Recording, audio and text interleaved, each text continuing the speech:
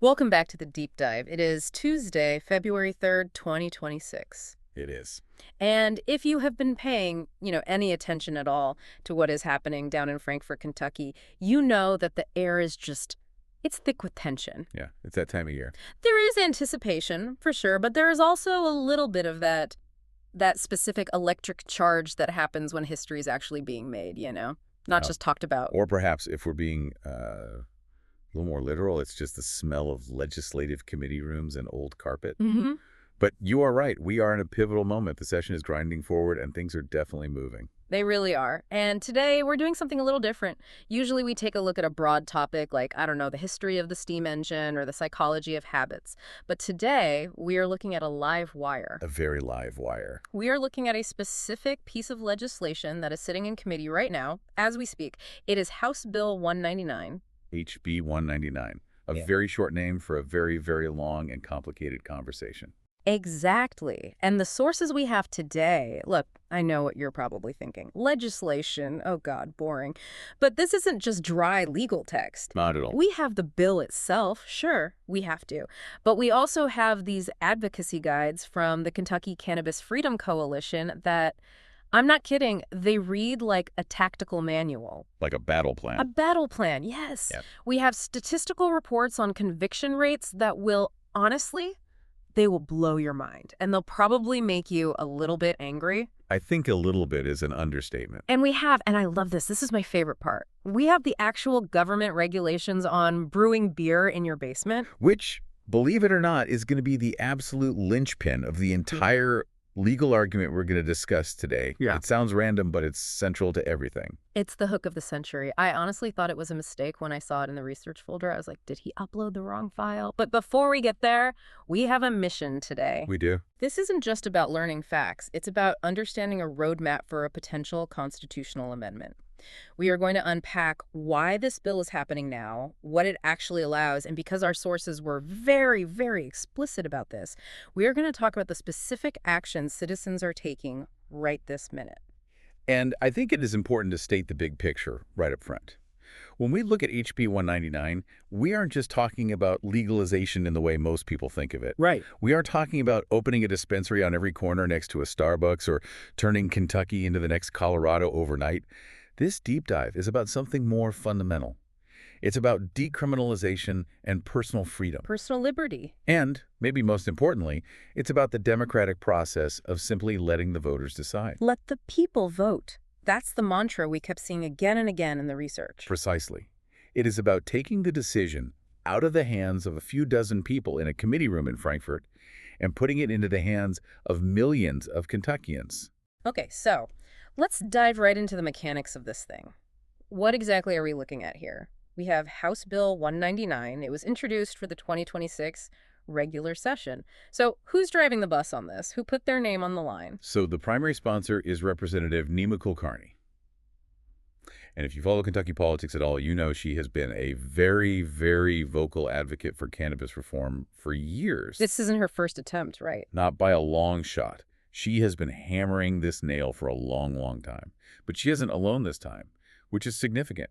You look at the co-sponsors, and you have Representatives Tina Bojanowski, Daniel Grossberg, Lisa Wilner, Al Gentry, and Joshua Watkins. It is a coalition. That feels like a broader base of support than we've seen in the past. It does. It suggests a building momentum. It's not just one person's crusade anymore. And as of our recording date here in early February 2026, where does it live? Because bills have a nasty habit of dying in desk drawers. They get filed, and then you never hear from them again. That is the danger zone. That is where good ideas go to die in Frankfurt. Right now, according to a midwinter update we saw from the Kentucky Cannabis Freedom Coalition, HB 199 has been assigned to the Elections, Constitutional Amendments, and Intergovernmental Affairs Committee. Which sounds incredibly boring. Intergovernmental affairs. It sounds like a place where fun goes to die. It really does. But that name is actually the whole key, isn't it? Specifically that middle part. Constitutional amendments. That is the whole ballgame. See, this is where we need to get just a little bit technical for a second because it changes the entire strategy. It explains why this bill is different from all the ones that came before. Okay, break it down for us. HB 199 isn't just a statute. It isn't a regular law where they say, okay, we're deleting Chapter 4, Section 2 of the Kentucky Revised Statutes. It is an ACT proposing to create a brand new section of the Constitution of Kentucky. Okay, let's unpack that. Why go for the Constitution? That seems like the nuclear option. It seems so much harder. Why not just pass a simple law that says, hey, you can carry an ounce of cannabis now? Because of the gridlock. We've seen this movie in Kentucky for years and years. You have the House, you have the Senate, you have the governor. There are so many choke points where a standard bill can get killed. Right. Maybe the Senate president doesn't like it, so it never gets a vote. Yeah. Maybe a powerful committee chair just sits on it and refuses to hear it. Maybe it passes both chambers and the governor vetoes it. It's a gauntlet. It has to survive all these different potential death blows. It does. But a constitutional amendment is a different beast entirely. It plays by a different set of rules. Here's your quick constitutional mechanics lesson for the day. Alrighty. Usually, a bill passes the House and Senate, then it goes to Governor Beshear. He signs it, boom, it's law. But in Kentucky, a constitutional amendment requires a 3/5 majority vote in both the House and the Senate. 3/5. That is a really high bar. That's 60%. It's a very high bar. It's hard to get. You need serious bipartisan support or something close to it. But here is the kicker. Here's the magic trick. Okay. If you get that 3/5 vote, the governor cannot veto it. At all. He has no say. His pen doesn't even touch the paper. It goes straight from the legislature to the Secretary of State, and from there, directly onto the ballot for the next general election. So it's a high-risk, high-reward maneuver. It's harder to pass in the legislature, but if you do, you completely bypass the executive branch. You bypass the politics of the governor's mansion, and you take your case directly to the people. It's the legislature saying, you know what? We're going to step out of the way on this one and just ask the people of Kentucky, do you want this or not? That feels incredibly high stakes. I mean, it's the purest form of democracy in this context, but it's also a massive gamble. What if the people vote no? It is a gamble. But the advocates, the people behind this bill, they argue that if you look at the polling data, the people are ready. The legislature has been the bottleneck, not the citizenry. Okay, so let's say it works. Let's say it gets the 3/5, it gets on the ballot in November, and the people of Kentucky vote yes. What are they actually saying yes to? Because I think people hear legalization and they just think it's a free-for-all. Right, they picture chaos. They picture people smoking on playgrounds or something. But the bill is incredibly specific. I've started calling it the 1 in 5 rule in my head. 1 in 5 is a perfect way to remember it. It's tight, it's specific, it's not a free-for-all.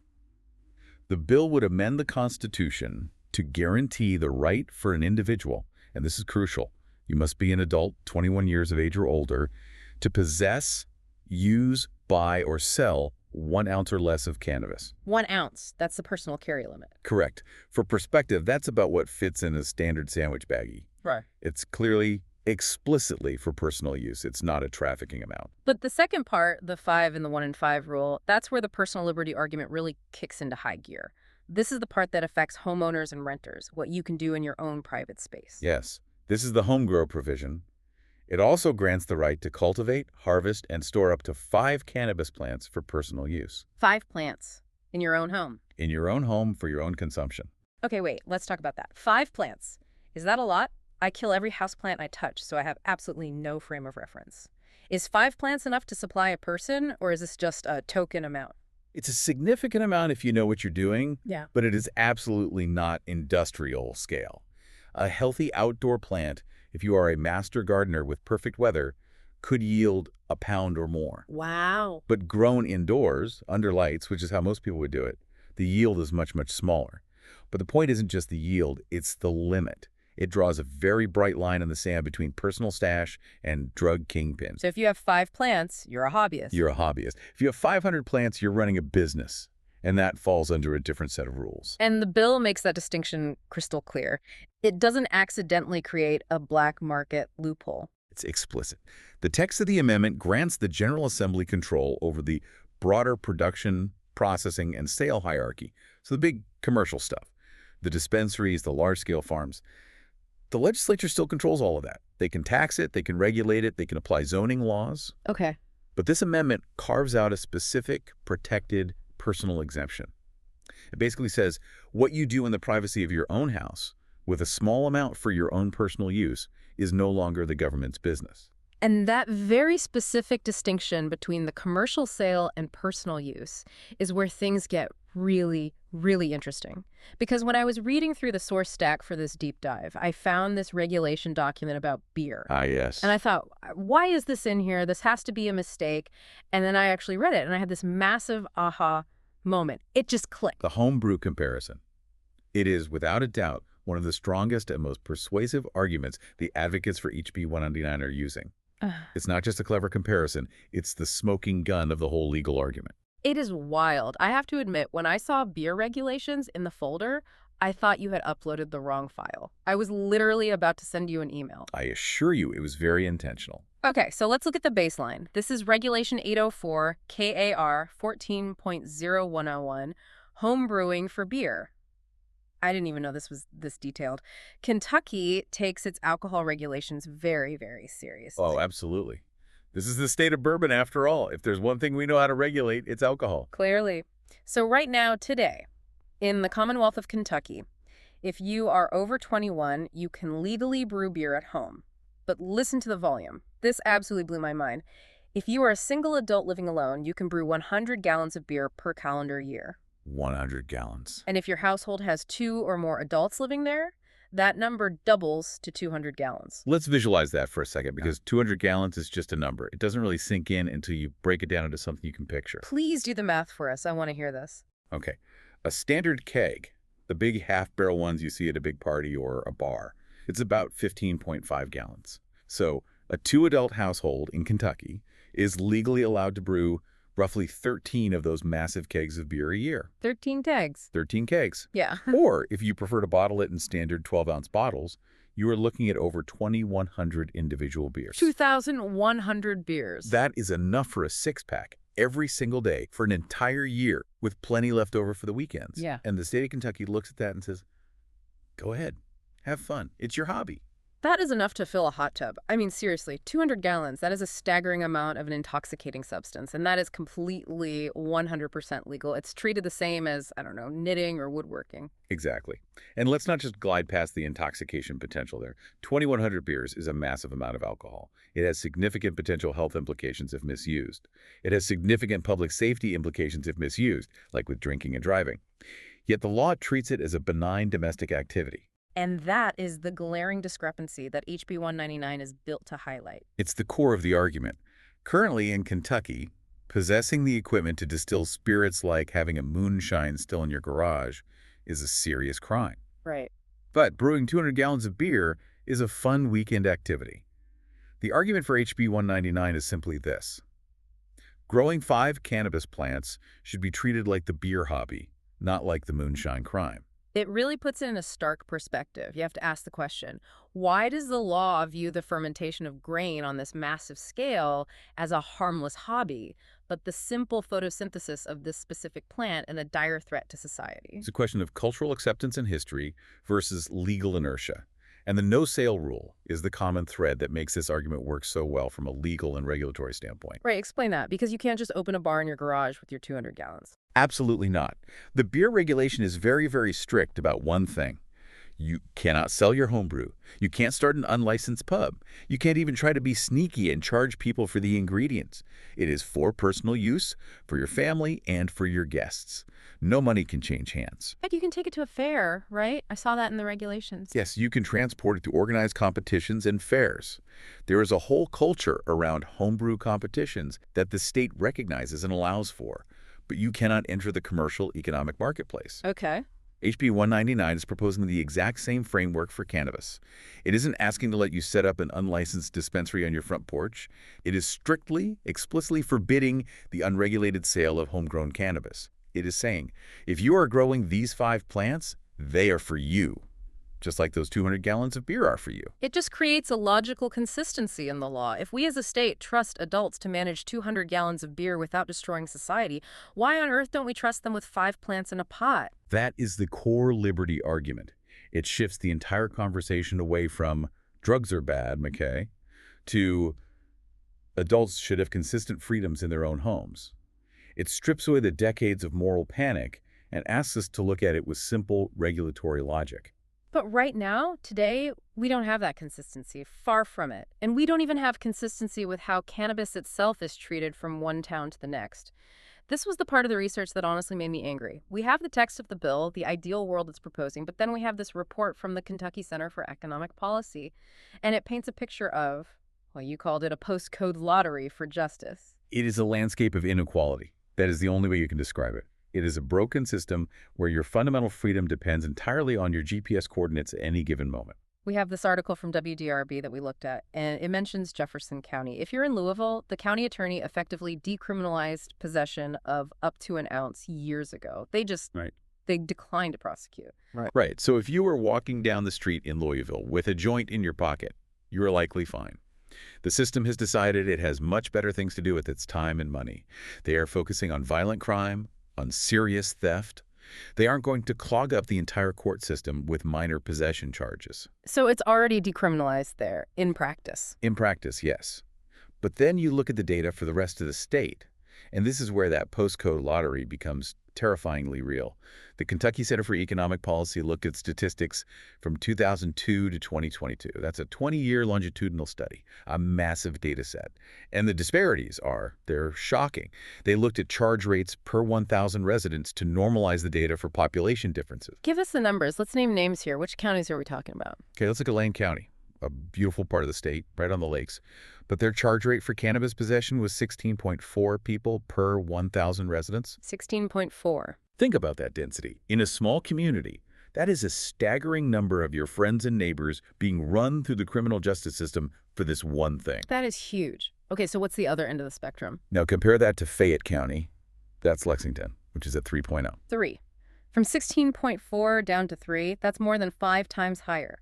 So you are 5 times more likely to get charged with cannabis possession in Lyon County than you are in Lexington. That's what the data shows. Look at other rural counties. Fulton County, 7.8. Carroll County, 8.4.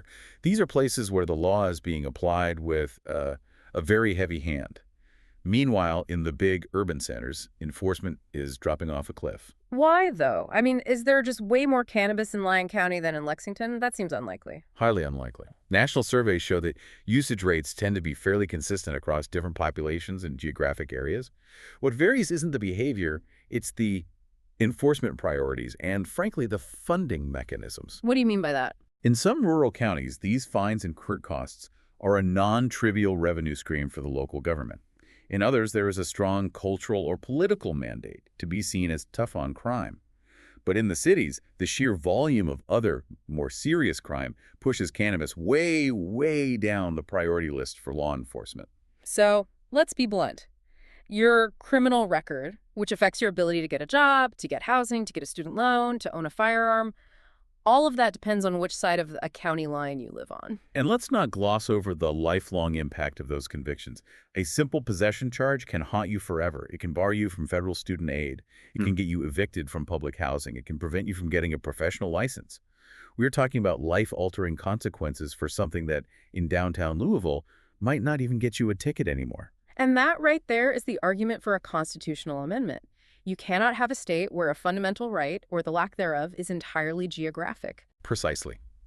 A constitutional amendment, like HB 199, creates a single statewide standard. It levels the playing field so that a citizen in Lyon County has the exact same rights to personal possession in their own home as a citizen in Jefferson County. It says the Constitution applies to everyone equally, not just to the people who live in the big cities. It stops the lottery. It standardizes our fundamental rights. So, okay. We have the mechanics of the bill, the 1 in 5 rule. We have the powerful logical argument with the homebrew beer comparison. And we have the deep moral argument with this inequality data. But bills don't pass on logic and morality alone. We know this. Unfortunately. They pass on politics. So what is the political battleground looking like right now? It is tricky. It's a real chess game. The let the people vote strategy is brilliant because it puts the bill's opponents in a very tough rhetorical spot.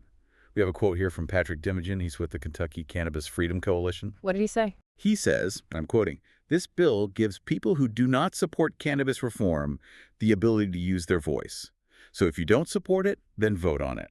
I love that. It's basically calling their bluff. It's like political jujitsu. You're using their own momentum against them. Well, If you are so certain that the people of Kentucky don't want this, prove it. Put it on the ballot and let us all vote no. exactly. It completely reframes the issue. The debate is no longer about do you like drugs? The debate becomes do you like democracy? It challenges lawmakers to stop being gatekeepers. It forces them to go on the record and explain why they don't trust their own constituents to make this decision for themselves. But the opposition is digging in their heels. They're not taking this lying down. We saw the comments from the GOP spokesperson in that WKY2 article. Yes, they called the bill grandstanding and, more pointedly, dead on arrival. Dead on arrival. Yeah. That is harsh language. That's incredibly dismissive. It is standard political posturing for sure, but it signals a very real hurdle. They are trying to kill the momentum before it can even start, and they are using what I've started to call the medical shield to do it. Right. Explain that strategy, because Kentucky did finally pass medical marijuana. Correct. After years of fighting, Senate Bill 47 passed. The system is slowly, kind of clumsily coming online. Dispensaries are starting to get licensed or pause operations, as we saw with that whole headline about the lottery system for licenses. But it is technically happening. So the argument is... The opposition's argument is, look, we compromised, we gave you medical, we opened the door, we don't need recreational, we've done enough. Be grateful for what you have and stop asking for more. It's a shield to deflect any further conversation. But the sources we looked at suggest that the medical system isn't really the panacea they claim it is. It's not working for everyone. Not even close.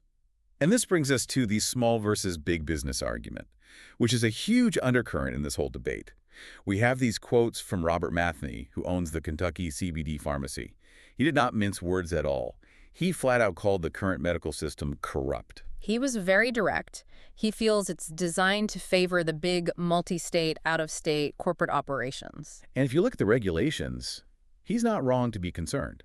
The barriers to entry for getting a medical marijuana license are astronomical. You need massive amounts of capital. You need a team of lawyers. You have to navigate a complex and, as we've seen, somewhat chaotic lottery system. It effectively locks out the local Kentucky farmer or the small business owner. And this is where HB199 has this populist appeal. It appeals to the little guys. Yeah. Exactly. The current medical rollout is highly regulated, incredibly expensive to enter, and is being dominated by large corporate interests. HB199, with that simple provision for growing 5 home plants, is purely for the individual. It protects the person who can't afford the high dispensary prices, which can be very high, or the person who doesn't want to jump through all the medical hoops to get a card, or simply the person who wants to know exactly what is in their medicine because they grew it themselves from seed to harvest. It is the populist alternative to the corporate medical model. It's the difference between being forced to buy Budweiser and being allowed to brew your own IPA in the garage. To bring it all the way back to the beer analogy, yes, the medical system is the big state-sanctioned liquor store. HB199 is the home brew kit, and historically, Kentucky has always had this deep, independent, almost rebellious streak. We don't like being told we have to buy from the company store. So we have a bill that is logical, that is fair, that is democratic, but it is stuck in a committee with a dead-on arrival tag slapped on it by the opposition. This is usually the part of the deep dive where we just say, well, let's wait and see what happens. Cross your fingers. But the source material today was different. It was very different. It came with instructions. It came with a very loud, very specific call to action. It wasn't just informational. It was almost a plea to the reader. The advocacy guide from the KCFC. I've never seen a source document quite like this in one of our deep dives. It is literally a script for citizens. And this is where we need to turn to you, the listener. If you are listening to this deep dive right now and you think, hey, maybe I should have the same rights as a homebrewer, or maybe justice shouldn't depend on my zip code, then the sources are asking you to do something right now. And it is not just go post something on social media. Posting on Twitter or X is fine. It raises awareness, but it doesn't move votes in that committee room in Frankfurt. They are asking you to use the actual legislative machinery that's in place. Okay, get a pen or just pause this and open the Notes app on your phone. We are going to give you the number. The single most effective tool, according to this guide, is the Legislative Research Commission message line, the LRC message line. Let's explain what this is, because I think a lot of people are intimidated by the idea of calling the government. They think they'll get grilled by a senator or have to debate someone. Right, they think they need to have a speech prepared. That's not how this works at all. The LRC message line is a direct line to Frankfurt. But you aren't talking to a politician. You are talking to a professional, usually very polite staffer, an operator. And it isn't just a voicemail box that some intern deletes at the end of the day? Absolutely not. This is a formal process. When you call this number, a human operator takes down your message. They type it out. John Doe from Lexington called to say he supports HB 199. And then, this is the magic part, they physically or digitally deliver that exact message to the legislators you specify. It creates a formal record, a paper trail. And volume matters here a lot. It matters immensely. If a committee member gets 5 calls, they ignore it. It's just statistical noise. But if they have 500 calls, if their legislative aide comes in and says, "Sir, the phone has not stopped ringing all morning about HB 199, they start sweating. They start counting potential votes in their district. It completely changes the political calculus of their decision. Okay, here is the number. Write it down. 1-800-372-7181. Again, that is 1-800-372-7181.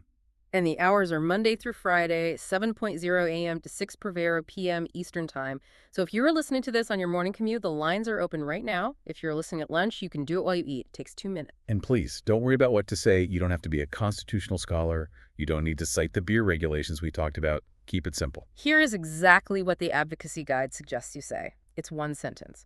I want to get a message to all House and Senate legislators, and I'm asking them to support and sponsor HB 199. That's it.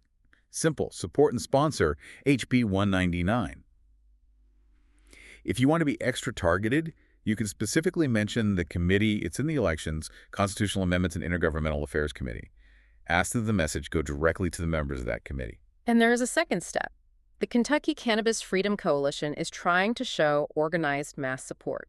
So there's the individual action of calling, and then there's the collective action. They have a petition. Right. The phone calls show individual intensity. The petition shows collective breadth. They have over 55,000 members already. They are trying to build a list that they can walk into that committee meeting and drop on the desk, literally a giant stack of paper, and say, look at these voters, look at these names from your districts. The website for that is legalizekentucky.com. All one word, Legalize, Kentucky.com. You go to the website, you'll see it right there. You click on Cannabis Petition. It takes less than 30 seconds to sign. And I think it is really worth noting why these two specific actions matter so much. We talked about the opposition calling this bill dead on arrival. That is a political calculation. Yeah. They're betting that there is no political cost to killing this bill in committee. They think you won't notice. They think you're too busy to care. Calling that number and signing that petition is how you change that calculation. It's how you tell them, we are watching, we care, and we vote. Precisely. It turns what they see as a safe ignore into a risky vote against the will of the people. Politicians are, at their core, simple creatures. They want to get reelected. If they think blocking HB 199 will hurt their reelection chances, they will move it out of committee. Now, zooming out just a little bit, we've been looking at this from inside Kentucky, but the world outside our borders is changing rapidly, too. The sources mention a pretty significant shift happening at the federal level. We aren't operating in a vacuum here. It is the context that makes that dead-on-arrival comment seem even more out of touch with reality. We have reports from WDRB and national outlets about the president signing an executive order to move marijuana from Schedule 1 to Schedule 3 under the Controlled Substances Act. Which is a huge, huge deal. For those who don't know the scheduling system, Schedule 1 is the worst of the worst. It's for things like heroin. Schedule 1 is legally defined as having no currently accepted medical use and a high potential for abuse. It is the most restrictive category possible. Moving cannabis to Schedule 3 is a formal federal acknowledgement that it has medical value. It puts it in the same category as things like Tylenol with codeine. It is a massive de-escalation of the federal war on weed. And Representative Kulkarni, the bill's sponsor, pointed this out directly. She said, quote, I think certainly the times have changed. They absolutely have. The federal government is practically waving a white flag on the entire Prohibition era. And the civil rights perspective that the KCFC advocates for is gaining more and more traction. They view cannabis prohibition not as a public safety issue, but as a civil rights issue. Which goes directly back to that conviction data we talked about earlier, the postcode lottery. It does. When you are arresting people disproportionately in certain rural areas, disproportionately poor people and people of color, for possessing a plant that the federal government is effectively saying isn't that bad, and that your own state now allows for medical use. The whole thing starts to look less like public safety and a lot more like systemic harassment. And economically, it just makes no sense. We are spending our tax money to prosecute people in Lyon County for something that is a legal, taxable hobby in other states. We are paying for police time, for judges, for prosecutors, for jail space. It's a net loss. The economic argument is the final nail in the coffin of prohibition. You move from a criminalization approach, which costs taxpayers money, to a regulated approach, which creates jobs and tax revenue. Or, in the specific case of HB 199, you at least move to a non-criminal personal use approach so we can stop wasting our limited court and police resources on people growing 5 plants in their closet. So let's recap the whole mission here. We have House Bill 199. It's a constitutional amendment. It wants to give you, as an adult in Kentucky, the right to possess 1 ounce and grow 5 plants for your own personal use. It perfectly parallels the existing rights you already have right now to brew up to 200 gallons of beer, which is roughly 2,100 bottles in your home every single year. It aims to address the massive, frankly shameful disparity in how the law is enforced across our counties, finally ending the postcode lottery of justice. And right now, as we speak, it is sitting in the Elections, Constitutional Amendments, and Intergovernmental Affairs Committee, waiting for a push from the people. And you are the push. One last time, that number is 1-800-372-7181. Call them. Tell them you support HB 199. And the website to sign the petition is legalizekentucky.com. And remember, if you believe in the democratic process, this is your issue. Regardless of whether you personally consume cannabis or not, this is about the fundamental right to vote on it. It's about letting the people decide the contents of their own constitution. Absolutely. We are going to leave you with one final thought today. And this one has really stuck with me since I read it. It goes back to the beer. It always comes back to the beer, doesn't it? We live in a state where we trust an adult to brew enough beer to literally fill a hot tub every single year. We trust them to manage that. We trust them to consume it responsibly, to share it with their guests. We treat them like a responsible citizen with a harmless hobby. But if that same adult puts a single seed in a small pot of dirt in their closet, We treat them like a dangerous criminal, a threat to society. So you have to ask yourself the question, is the resistance to HB 199 really about public safety? Or is it about maintaining a corporate monopoly on who gets to profit from this plant? Is it about control? Because if we can handle 2,100 beers, surely we can handle 5 plants. fine to think about. Get on the phones, Kentucky. We will see you next time on The Deep Dive. Take care.